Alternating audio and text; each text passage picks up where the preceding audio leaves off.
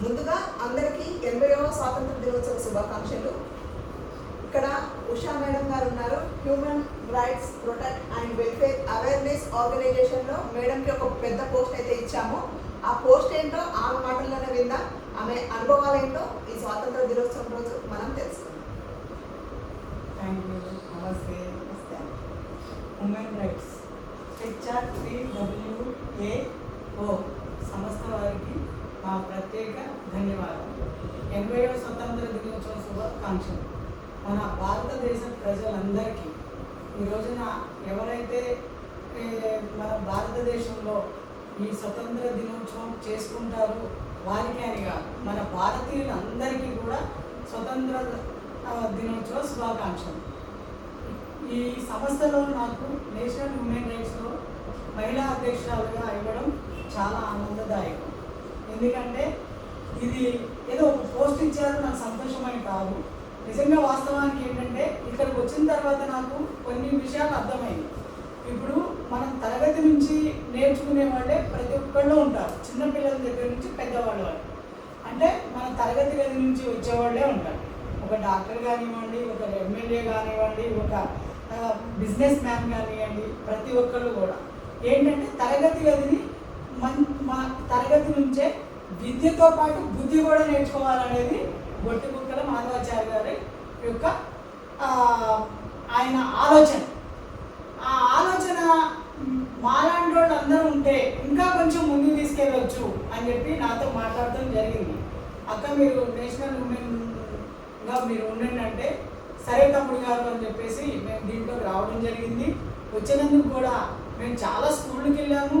చాలామంది ఎమ్మెల్యే గారి పనిలో కూడా మేము ఈ సంస్థ నుంచి ఈ పిల్లలు ఎలా ఉండాలి, ఒక చదువే కాదు చదువుతో పాటు విద్యా బుద్ధి కూడా ఉండాలి, ఒక మంచి ఆలోచనతో పిల్లలు ముందుకెళ్ళాలి అనే దీంతో మేము చాలా స్కూల్కి వెళ్ళి అక్కడ అవేర్నెస్ ప్రోగ్రామ్స్ పెట్టడం జరిగింది.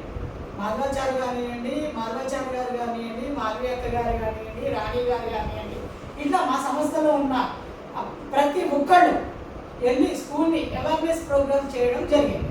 మా వలన 100 మందిలో 5గురు మారినా కూడా మేము మార్చాము అనే సంతృప్తి మాకు ఉంటుందని మేము అనుకుంటున్నాం. మేము చెప్పిన మాటలను బట్టి వాళ్ళు మంచి మార్గంలో నడుస్తారని కూడా అనుకుంటున్నాం. ఇదే మాకు చాలా సంతోషంగా ఉంది.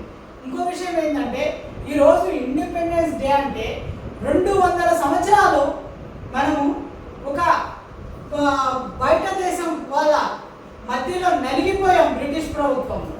ఆ 200 సంవత్సరాల తర్వాత మన గాంధీ, నెహ్రూ ఇట్లా చాలామంది మన మేధావులందరూ కూర్చుని ఆలోచన చేసి మనకి స్వతంత్రాన్ని తీసుకొచ్చిన స్వతంత్ర యోధుల్ని మనం మధ్యలో గుర్తు చేసుకోవాల్సిన అవసరం ఉంది. ఎందుకంటే వాళ్ళు లేకుంటే ఈ రోజున మన భారతదేశం ఇంత సుభిక్షంగా ఉండేది కాదు. మనకి 3 రంగుల జెండా కాదు, ఆ 3 రంగుల జెండాని గుండెల్లో పెట్టుకోవాలి. ప్రతి ఒక్కళ్ళు ఆ జెండాని ఎప్పుడు స్మరించుకుంటూ ఉండాలి. అదేవిధంగా భారత రాజ్యాంగాన్ని రచించిన మన అంబేద్కర్ గారిని కూడా మనం అనుక్షణం గుర్తు చేసుకుంటూ ఉండాలి. ఎందుకంటే ఆయన మన సుభిక్షంగా ఉండాలి మన భారతదేశం అని చెప్పి ఆడవాళ్ళకి ఓటు హక్కు నుంచి ప్రతి ఒక్కరికి కూడా ఎలా చేస్తే ఈ సమాజం ముందుకెళ్తుంది అని చెప్పి ప్రతి ఒక్కటి కూడా భారత రాజ్యాంగంలో పొందపరచడం జరిగింది. భారత రాజ్యాంగాన్ని బట్టి మనం నడుచుకుంటే ఈ వివాదాలు, కొట్లాటలు ఇవన్నీ ఏమి ఉండవు. ప్రతి ఒక్కళ్ళు మారాలి. మనకి ఇచ్చిన స్ఫూర్తి ప్రతి ఒక్కళ్ళలో ఉండాలి. ఎందుకంటే భారతదేశంలో స్వతంత్రం పోరాటం తర్వాత ఎన్నో రక్తదానాలు, ప్రాణదానాలు చేసిన తర్వాత మనకి స్వతంత్రం వచ్చింది. నీ వంతుగా భూమి మీదకి వచ్చిన ప్రతి ఒక్కళ్ళు కూడా ఆ ఒక్క విషయాన్ని మర్చిపోకుండా ప్రతిసారి గుర్తు చేసుకుంటూ మనం కూడా వచ్చినందుకు ఈ భారతదేశానికి మన వంతు ప్రయత్నం మనం చేయాలని చెప్పేసి నా యొక్క కోరిక. నిజంగా కూడా ఈ రోజున ప్రతి రాజకీయ నాయకులకి, ప్రతి పిల్లలకి, ప్రతి ఒక్కరికి కూడా విన్నవించుకుంటా ఉన్నాం. ఎవరు ఏ పని చేస్తే దాంట్లో స్వార్థం పక్కన పెట్టండి. ఎందుకంటే మంచి చేయండి, మంచినే ఎంచుకోండి, దేశాన్ని ముందుకు తీసుకెళ్ళండి. ఈ మన భారతదేశంలో పిల్లలు ఇప్పుడు చాలా వరకు గంజాయి డ్రగ్స్ అని మత్తు పదార్థాలకి అలవాటు పడిపోయి వారు చేయాల్సిన ఆలోచనలు అన్ని కూడా పక్కన పెట్టి ఏమంటారు గతి తప్పి మతి తప్పి పిల్లలు పక్కదోవలు నడుస్తున్నారు. ఇవన్నీ బంద్ చేయాలంటే రాష్ట్ర ప్రభుత్వం, కేంద్ర ప్రభుత్వం, మన భారతదేశం మొత్తం ఆలోచన చేయాలి. ఈ రోజున మనం నేటి అట్లా లేరు. ఈ రోజు పిల్లలు రేపు గంజాయి, డ్రగ్స్, డ్రంక్ అండ్ డ్రైవింగ్ ఈ మూడుకు మాత్రమే ప్రియారిటీ ఇస్తున్నారు. ఒక కాలేజీకి వెళ్ళిన పిల్లవాడు ఇంటికి వచ్చే వరకు కూడా వాడు ఒక డాక్టరో, యాక్టరో, ఫార్మరో, ఒక బిజినెస్ మ్యానో, ఒక రాజకీయ నాయకుడో అయితాడు నా కొడుకు అనుకోవడానికి లేని భయ ఆందోళన ఈ రోజున కన్న తల్లిదండ్రులు ఆవేదన ఇది.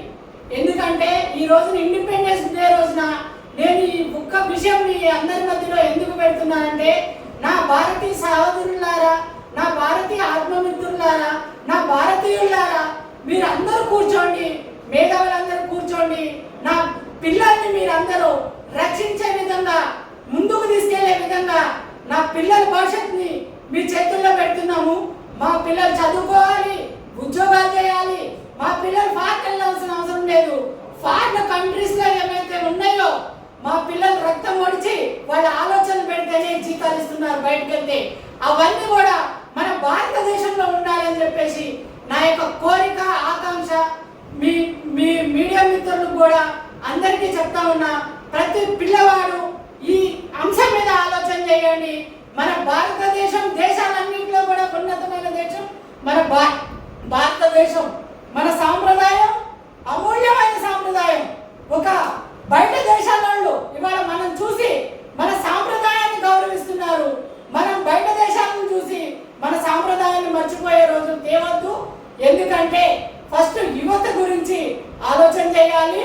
తర్వాత మన కట్టు బొట్టు, మన సాంప్రదాయం, ఇవి మూడు కరెక్ట్ గా ఉంటే భారతదేశం ఇంకా సుభిక్షంగా, ఇంకా మంచిగా, ఇంకా హ్యాపీగా ఉంటుందని చెప్పి నా యొక్క మనవి. ఈ అవకాశం ఇచ్చిన పెద్దలందరికీ కూడా నా ధన్యవాదాలు, కృతజ్ఞతలు. Thank you madam. మేడం చాలా ఎమోషనల్ అయిపోయారు.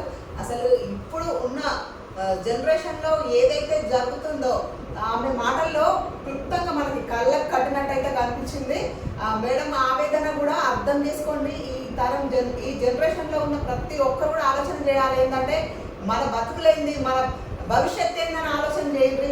ఫస్ట్ మీరు లైఫ్, మీ గోల్స్ మీద ఫోకస్ చేయండి. వ్యసనాలకి బానిసలు కాకండి. దయచేసి మీ జీవితాన్ని, మీ తల్లిదండ్రుల జీవితం అందరికి మీ చేతుల్లోనే ఉంది.